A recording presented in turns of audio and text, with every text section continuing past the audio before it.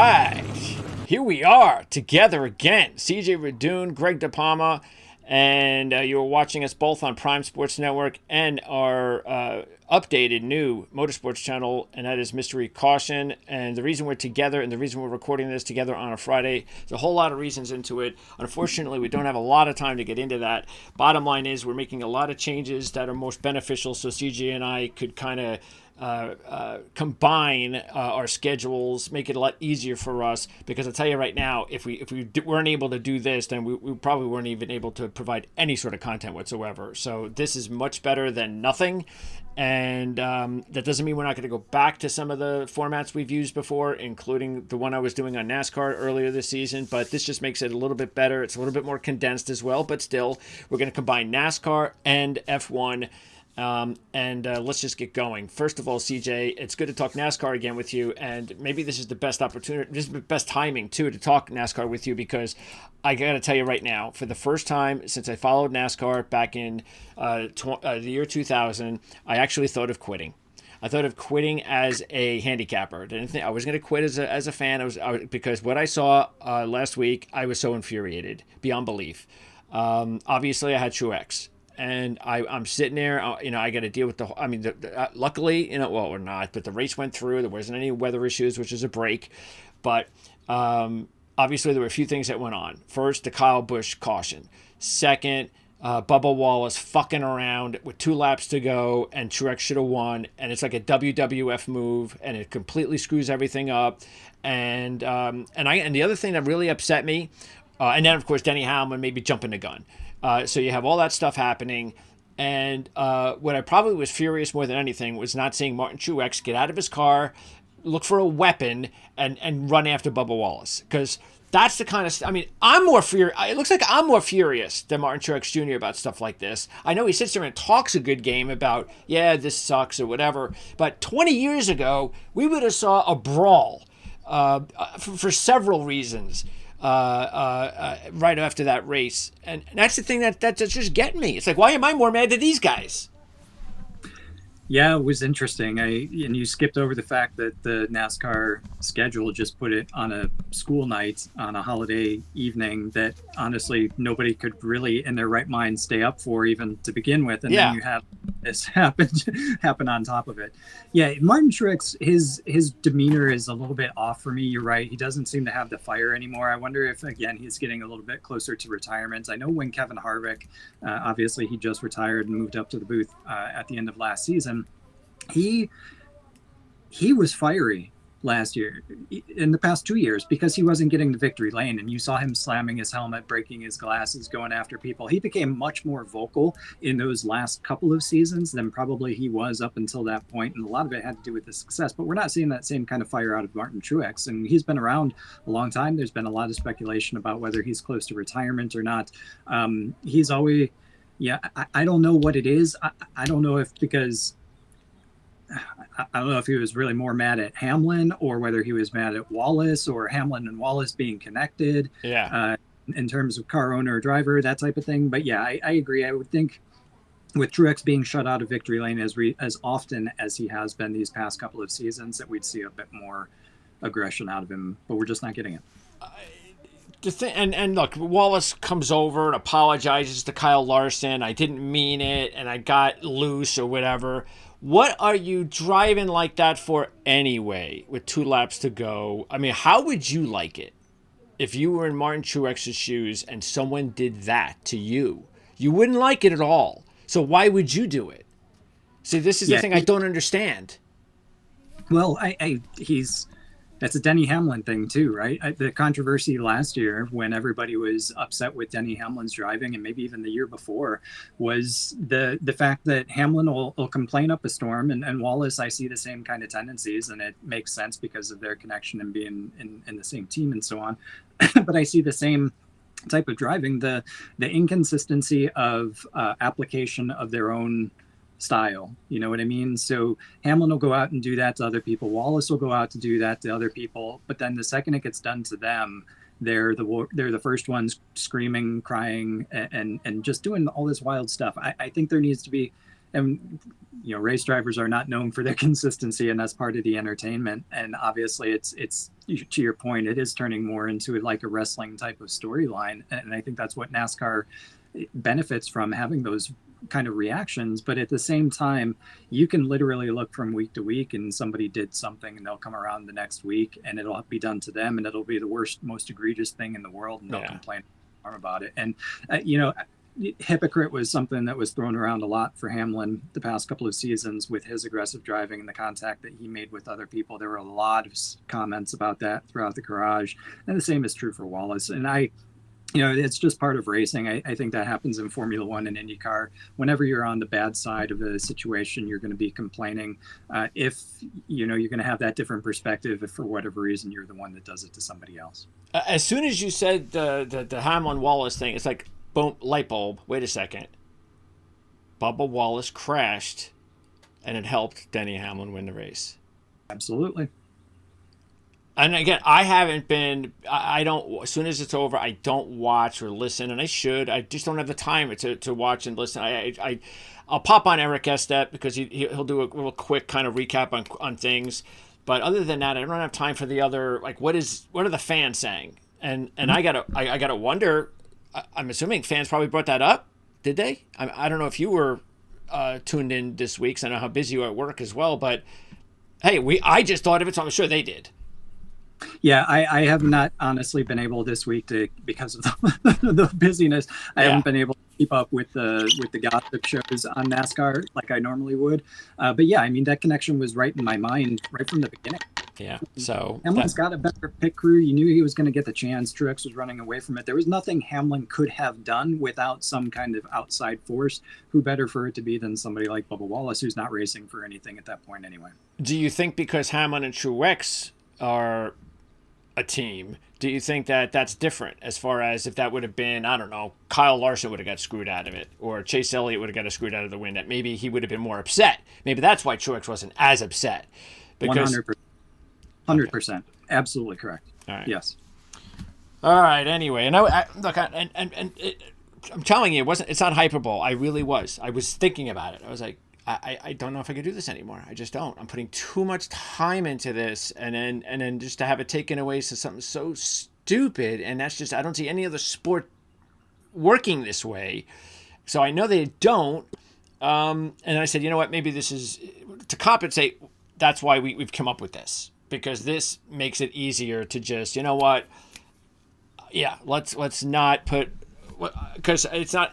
I think for us to work as hard as we are to push it together, and then to have this kind of stuff happen, it's like whether you want to say it's fair or not. But think about the teams. I mean, Richmond has been a boring race for how long? Oh yeah. I mean, I always get excited about Richmond because it's another short track and it has the potential to be fiery. But every time it's disappointing. This one actually was not disappointing, despite the fact that there were so few cautions. It was such a cool strategy race in that second segment to see the two stop versus how that was exciting. Right? And then they took it away from him though. Well, after what happened to Kyle. But the entire race should have boiled down to that. Should have. Yeah. And it was. So think about the teams, think about the strategy, all the right calls that they made all the way throughout that entire distance, only to have it come undone by something stupid with 2 laps to go. Yep. It's we talk about it and have talked about it for so many years. It's NASCAR trying to replicate the stick and ball sports where you can get a last minute goal or a last minute basket, whatever. And that's not the way racing was ever intended to be, unless you were there the entire time. It's an artificial setup that you can then just bowl through people, and that's more WWE. That's wrestling versus EF, whatever you want to call it. Yeah. Yeah, exactly. You said F. I was going to go for E, but I didn't want to F. All right. So enough of our complaining. Let's mostly by me. Let's now talk about this week. So it's Martinsville. And so as we do our handicapping, we're going to do our handicapping based on the fact that it's a short track and it's a flat track. And so that means we've already seen Bristol and Richmond. Keep this in mind. We've had 7 different race winners in the last 7 races at Martinsville. Blaney's win in October was Ford's first win at Martinsville since 2019. They were 0 for 8. So the last 3 winners have been Ford, Chevy, Toyota. So that makes it more difficult. 4 of the last 5 winners started outside the top 10, including 19th and 20th, and just one winner in the top 5 of the last 7. No front row winners since Jimmy Johnson on the pole in 2013. That's 21 races on a short track that we haven't seen a front row winner. So bottom line is, take your chances and wait for qualifying, because what you want is one of your good drivers to not qualify well, because your odds will be better, and then it goes in your favor, and then you go ahead and put money on that particular driver or two. So that's the strategy that I would use. So again, this week, because we have condensed time, I'm just going to ask you point blank and we're going to do things differently since we're together now. We're going to do a top 3, and then we're going to do a couple of long shots if we have them. Long shots being 20 to 1 or over. So let's just start with your top 3. Who do you got as your top 3, CJ? You cannot go without Hamlin at this point. 2 short track wins already.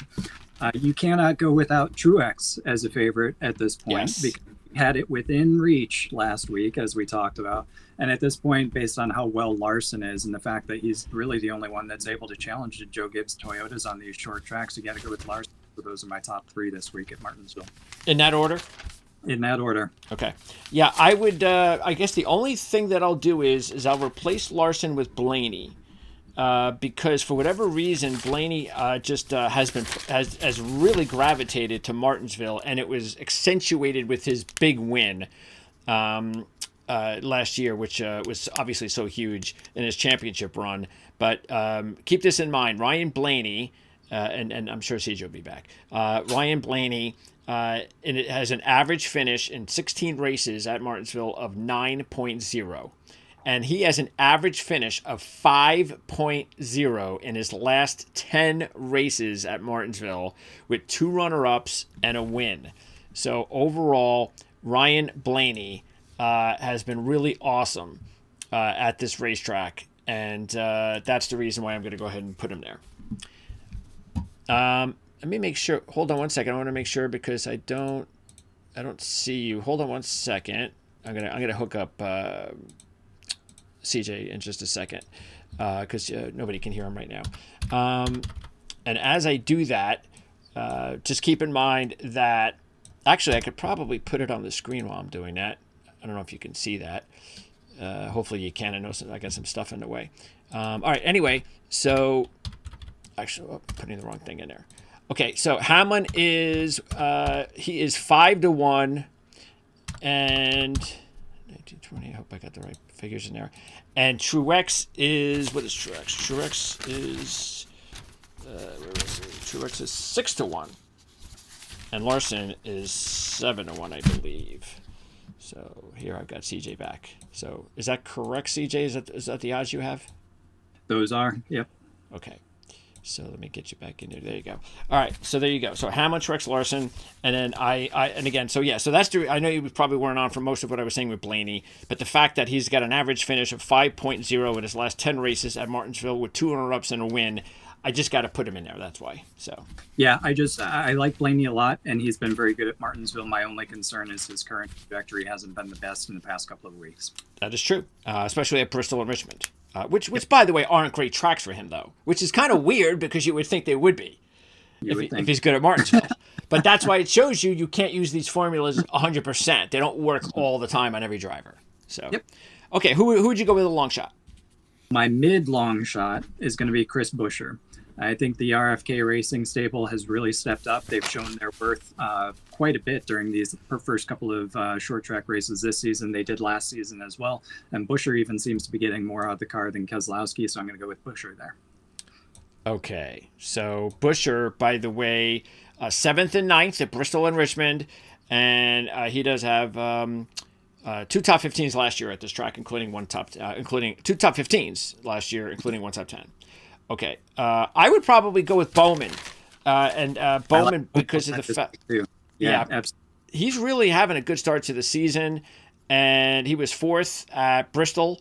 Got screwed last week on Kyle Busch's incident that stopped the strategy Bowman was playing, like you were talking about, and that was it. He went a lap down, and then he was done.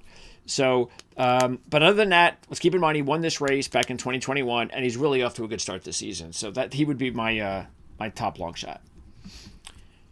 All right, Good. who do you have for a? Because I don't have anyone, but give me somebody that you think could, be a top 5 or a top 10, maybe in fantasy, that is like real far out long shot wise. Eric Jones, I've been talking about him all season. I think they've really made a step forward, or he has made a step forward. He just needs a little bit of luck. He's shown the pace during the races to be able to get up there, but he's had some bad luck that has kept him out quite a bit. But I still think Eric Jones has got a lot of upside potential, especially for fantasy rosters this season. It's just a matter of when he starts fully realizing it through a full race distance. All right, he's 250 to 1, but again, that's to win the race. If you want to see somebody possibly get in to a good position, top 10, top 5 wagering, maybe Eric Jones is the way to go. All right, let's now talk F1. We've got a couple minutes left, and boy, it's unbelievable. I can't believe it. It finally happened. What happened to Max Verstappen? Well, we knew it was going to happen at some point. The question is just, picking the right weekend that it actually happens. So everything was set up exactly as would have expected for a typical Max Verstappen weekend, to be able to lead every lap from pole, go out and win everything, and set up a Red Bull 1-2 finish with Perez in second, and then Charles Leclerc or Carlos Sainz behind in the Ferrari. But right at the start, Max seemed to have a problem. There was something that just wasn't enabling him to get away from the start. And it ended up being hit a rear brake rotor, ended up catching on fire, started spewing a ton of smoke. He was slow. He got past, had to pull it into the pits to get it worked on. And as he was pulling into the pits, it exploded on the way into the garage. So he was out of the race, which is, unfortunate. That should have been a day that Sergio Perez would have taken over and won, except that Perez was mired back due to prior mistakes. He was mired back in the field. So that just set up Carlos Sainz, who made a remarkable comeback. You remember, he missed the last race because he had appendicitis, had to get his appendix removed. And Oliver Behrman came in and substituted him. He was out for 2 weeks after surgery, came back. We didn't even know going into the weekend if Sainz was going to be able to drive.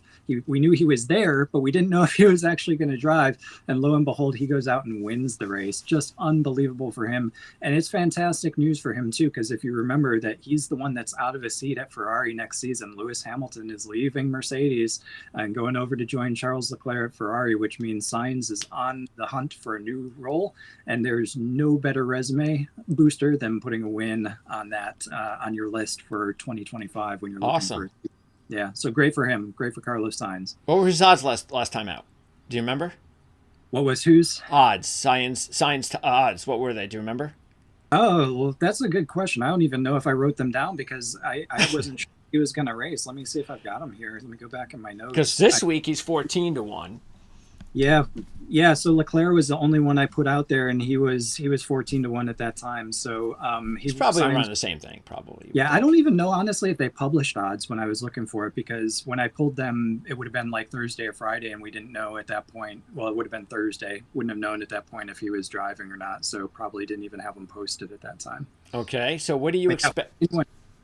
So what do you expect this week in Japan? Is it all right? That's the bad luck race for Max, and then based on history, he should be fine this week? Or is it one of those things where history has told you if something like this happens, well, you better just give it at least a race before you dive all back into Max Verstappen? I would dive all back into Max Verstappen, because if you look at his odds right here at a -5, like that's pretty good for Max Verstappen right now. How dominating he has been. I have to put up $500 to make $100, and that's pretty good. And the reason why, so the only unique thing about this week's race being Japan is that this race typically happens in the fall. This year they moved it to the spring. That's the only thing that's different about this. Max Verstappen has won the last 2 Japanese Grand Prix at Suzuka. He has dominated both. He won them both from pole. They just had free practice 1 and 2. Free practice 2 was interrupted by rain, so you kind of got to throw those results out. Free practice 1, he only did 1 quick lap. Same thing with the Ferrari, and Verstappen was top. After that, they switched to their long runs. So we don't really know how close Ferrari is to Red Bull. We know that Red Bull is faster, and we know that Max Verstappen is faster, and we think that Verstappen, just based on the fact that he only made one run, has a lot more speed left in the car. So I think that throughout the weekend, Verstappen and Red Bull are going to pull away. My guess is Verstappen on pole. I think probably a Ferrari qualifies second, maybe Perez, if he can avoid a mistake, gets on the front row there. But if history is anything to go by, right from the start, by the time we get finished with one lap, Verstappen's going to be over a second ahead out of DRS, and he's going to pull away, and he's going to have a 20-second gap to a victory. Geez. All right, yep. Sounds good. So a good wager. Keep that in mind. Quote unquote. Yes. If you want your upset, go with Charles Leclerc or Sainz. And in fact, quite honestly, I would go with Ferrari as the upset winner. If you're not going to go with Verstappen, take the team as a win. If you want a little bit better odds, probably they're a little bit better for Ferrari as a podium. It's probably going to be a Red Bull kind of day 1 and 2. But if things go wrong for Red Bull, I think Ferrari will be there to pick up the pieces. Okay, and I'll just flash those are the podium odds right there, so you can see what they look like. Okay, so and by the way, good example. It's a Final Four weekend, and I believe North Carolina might be at about the same line as Max Verstappen. So you might say to yourself, well, it sounds like to me if you're gonna put big money on or thinking of putting big money on North Carolina, you know what? Maybe you should just put that on Max Verstappen instead. There you go. Yeah. Yep. So he's as close to in racing. He's as close to a sure thing as you can get. All right, so there you go. That'll wrap it up. And by the way, I'll spend the last few minutes only on this particular show, and maybe on future. Again, we're just winging this one, kind of going over maybe some of the other driver stats, just so you know exactly what else we had that we just didn't have time to go over because CJ has to run. So, CJ, as I let you go, again, I'm looking forward to talking to you every week. By the way, F1, is it back next week? That's a great question. There's a 1 week delay in between them going from Japan to China. China's on the 21st. Okay. So they'll have a week in between that, though. Yeah, there's a whole week off between Japan and China, and then another week off after that, right? Yep, okay. Exactly right. Or they go to Miami, come to North America. Interesting. Okay, so Japan, China this month, and that's it. Yep. All right, exactly. Sounds good. And next week for NASCAR, it's going to be Texas. So we got Texas. Oh, that's not a good race, is it? That's not usually a good race. That's where they had the All-Star race? That's where they used to before they moved it, yeah. Uh-oh. And we know why they moved it. Okay. Right. Everybody be watching the Masters next week anyway, so but we'll talk about it next week. Not sure when. We're going to hope to get together a lot earlier in the week if we can. Fridays will be the last resort. So hopefully we'll be able to record this video and most of the videos coming up. And by the way, Talladega is in 2 weeks, so we'll look forward to that one. Yeah, sure. We'll look forward to that one. CJ, appreciate it, of course. Thanks a lot, and we'll talk to you again next week. Thank you. Have a good one. You too. All right, so that's CJ Radoon. Awesome to have him on. CJ and I, of course, go way back. We used to have our shows together for quite a long time as co-hosts. It was just CJ and I talking NASCAR all the time. No, we didn't even talk about F1. We talked nothing. No IndyCar. It was just NASCAR. And we did that for years. And then we brought Eric in about 2 years ago for the last 2 years. I think it was 2 years. Might have been 3. Maybe it was 3. And now, of course, with Eric on hiatus at Indy. And again, we have no idea if and when Eric's coming back. And because of that, we had to get real serious about thinking what to do here. And I it was no joke, seriously. I didn't know what I was going to do because I just don't. I think if I was 20, look, we started this. I started covering NASCAR when I was 2000, so almost 25 years ago. And it was a completely different sport back then. And obviously, I'm wide-eyed and I'm like really into this and learning and getting into everything and everything's new. And back then, the drivers and everything was different and it was different good. It was the beginning of the transition away from old NASCAR to the new. And I was part of the new. And I've been now kind of part of the middle, I guess, for the past 25 years or just the past few years as maybe a new generation of fans have started kicking in. But yeah, this is it's just, it wasn't good. It wasn't good. I was very, very upset, and I can't understand how anybody wouldn't be upset. You could just pick whatever you would have got upset over, because it wasn't just one thing.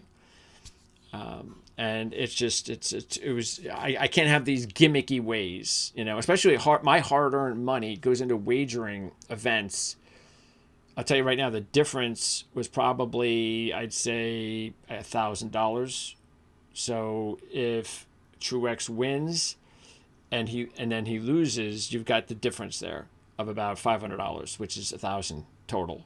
And again, give or take, all of that because of, for me, the Kyle Busch thing didn't matter.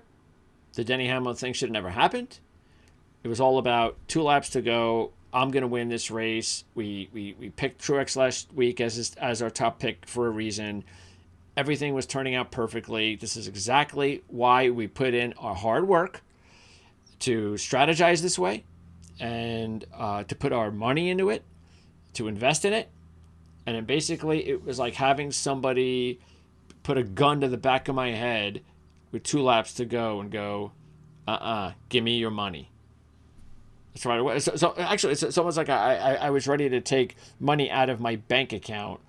I'm online at the or I'm at the ATM. I'm about to take money out that from, let's just say, somebody gave it to me because I earned it, and I'm about to get that money that I earned, and then just before it comes out, or it does come out, it's in my hands, and somebody sticks a gun back of my head and said, "Nope, give it to me."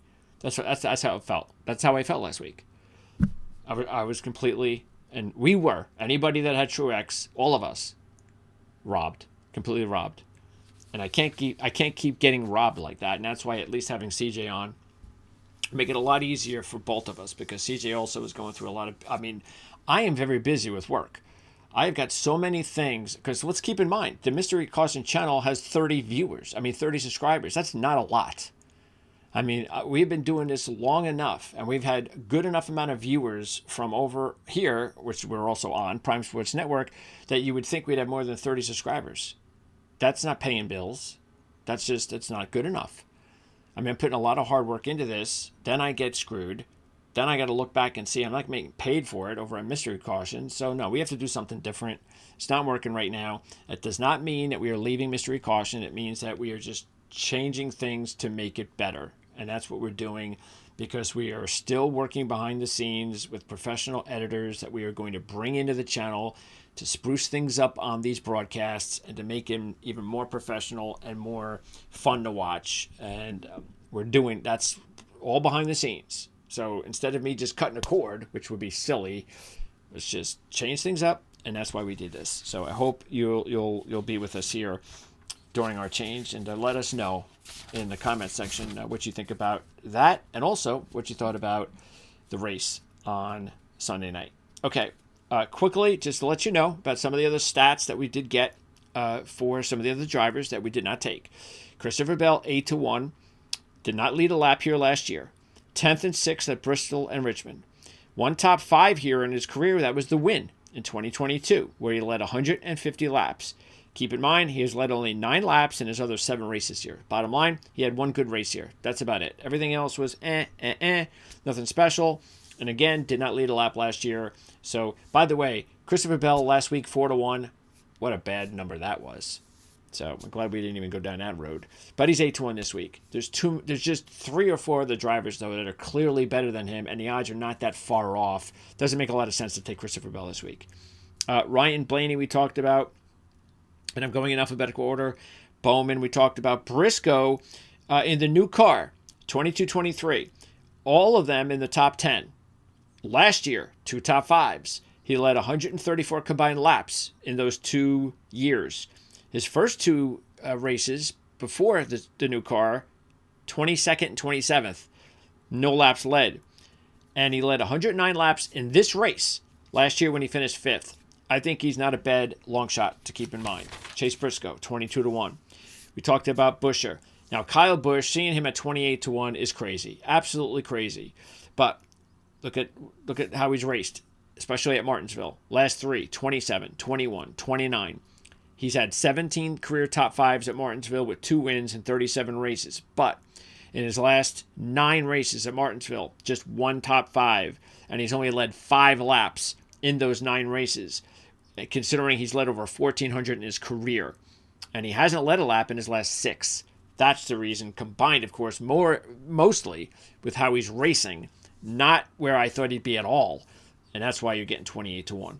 William Byron's 11-1. Did not lead a lap last year. No top 10s last year. 7th at Richmond. Didn't have a good run at Bristol.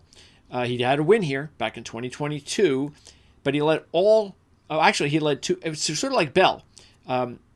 He led 212 laps in his 2022 win. Because actually, I was just checking out. Yeah, they both won in 2022, Byron and Bell. And they both had their best and only really good races here. He led 212 of his 221 all-time career laps at Martinsville in the win in 2022. So at 11-1, it is better than Bell. And if I was thinking Bell or Byron, I'm going Byron.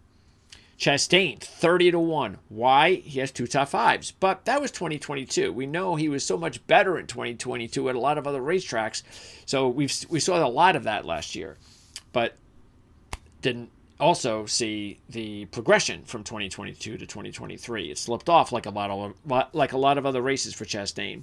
13th and 14th, he wasn't bad, and you are getting 30-1, but both of his races at Bristol and Richmond, 15th, didn't show much there. So, but he's 30-1, okay?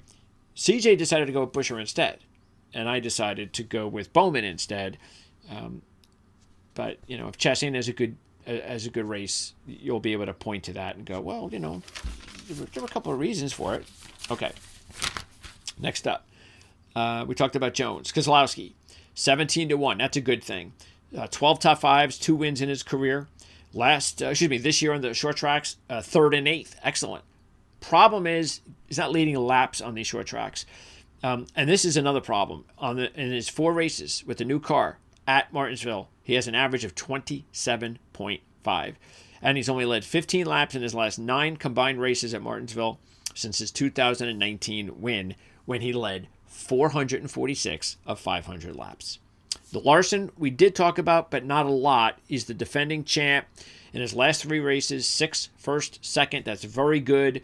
Keep in mind, when he won the race last year, he only led 30 laps. Wasn't a dominating performance.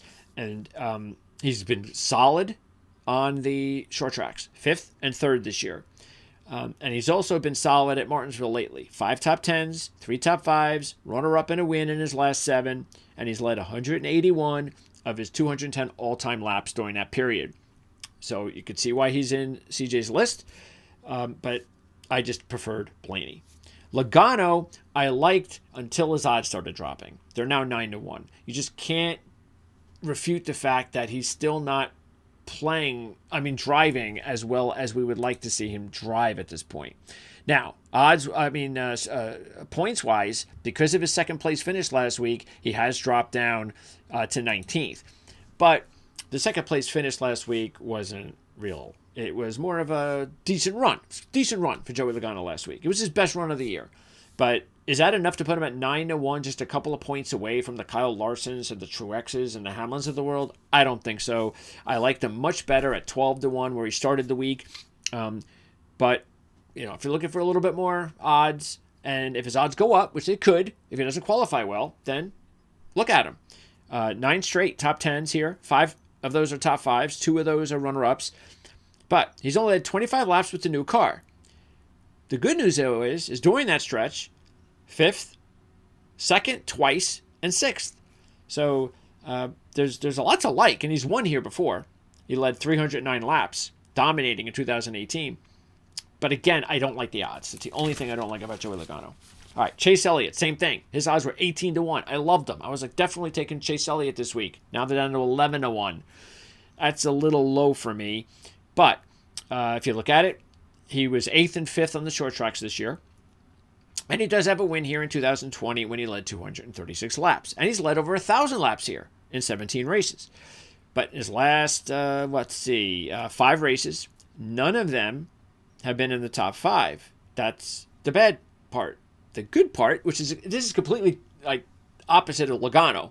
The good part is he's led 611 combined laps in those 5 races. So Elliott's leading laps lately, but not results. Logano's not leading a lot of laps, but he's getting the results. So, but you're getting better odds with Elliott.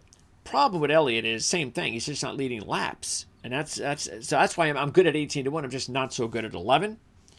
But he's a decent mini type of long shot, especially if his odds go up if he does not qualify well. Look what he did last week. He qualified awesome on the front row, and then he completely disappeared, and then somehow he finished 5th. So maybe that's a good thing, though, is that he was able to rebound and get some positive momentum going into this week's race. Okay, Gibbs does not look all that great in the Cup Series here. No top 10s, and he only has a 9th place finish, 1 top 10 in the 2 short tracks. So he's 13-1. That's why I think it's much better to go with like Elliott, even though the odds are a little bit lower, or even Logano, than Gibbs at 13-1. We talked about Hamlin, and by the way, just so you know, we just referenced his 2 big wins at the short track. If you look at it, besides the wins, and last week's win was not deserving, but besides the win, and we're going into Martinsville now, he's led 816 laps in his last 7 races at Martinsville. That's 116 per race.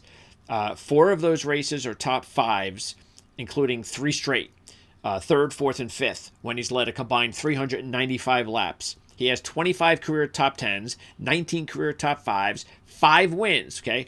But he has not won at Martinsville in his last 17 races. So keep that in mind. That's the negative. The good part is he's 5-1, which is better than 4-1. That's where he was to begin the week. Look, the bottom line is there's nobody at all that deserves to be the favorite this week other than Denny Hamlin. There's just no doubt about that. And let me just make sure if that's still the same. Yes, he is the favorite as well. He should be at 5-1. Okay. And then we move on to the final groupings. Final drivers to talk about. McDowell has not been good here at all. Reddick has really not been good here either. He's never led a lap, just 1 top 10, average finish 20.9. Forget about Reddick this week. And he hasn't looked good on the short tracks either. Suarez, not good. Truex, definitely worth talking about, of course. He is the driver that, once again, I would probably bet to be the top driver. CJ has Hamlin, Truex, Larson. I would go Truex, Hamlin, Blaney. So just switching the top 2. Truex, 2nd and 4th on the shorts. Blaney, 1st and 1st. Truex in his last 4 races with the new car, only 1 top 10. That's not so good. But remember, we said the same thing last week with the new car at Richmond. It wasn't so good for Truex at Richmond the last 4 races with the new car. And yet, it really was more about he had a good history there, and what is he doing this year? Same thing with Truex. That's why we're going to go with him this year. And by the way, you're getting 6-1, so those odds are even a lot better than 4-1. He led 47 laps from the pole in October. Keep that in mind. And he has 3 wins, most recently in 2021. Wallace is the only other driver left. No top 10s on the short tracks, even though he's had his moments. And in his last 3 races at Martinsville, 11th, 9th, and 8th. So not the worst idea in the world if you were thinking about maybe a top 5 type of finish, top 10 type of finish if you're getting decent odds on Bubba Wallace. All right, so there you go.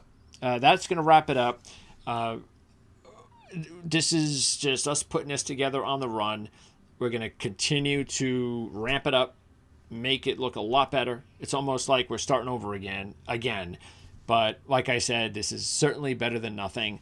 And let us know what you feel, please. It's important. Because also what we're going to do is, at least for a week, could be 2 weeks, could be 3 weeks, I have no idea, but we're posting the videos first on Prime Sports Network, because that's where the money is for us right now. Okay? I can't afford to be posting the videos first on Mystery Caution when we're not getting the subscribers fast enough. Hopefully we will when we get the editing going and everything else that we're ramping up. And we're still posting videos on Mystery Caution. Don't get me wrong, but we're just flipping the order. Prime Sports Network gets them first. Mystery Caution gets them, Saturdays or race days, that kind of thing. So that is going to be it here for our new format. NASCAR and F1 whenever there's an F1 race, including, I guess, in 2 weeks when we talk about the race in China. But next week, it'll be all NASCAR when we talk about Texas. Oh, wow. We get all NASCAR to ourselves next week, and we get to talk about Texas. Well, maybe that'll give us some other things to talk about when we have the extra time. But again, thanks for tuning in. Love to hear what you have to say about everything we talked about here today, and we'll see you next time.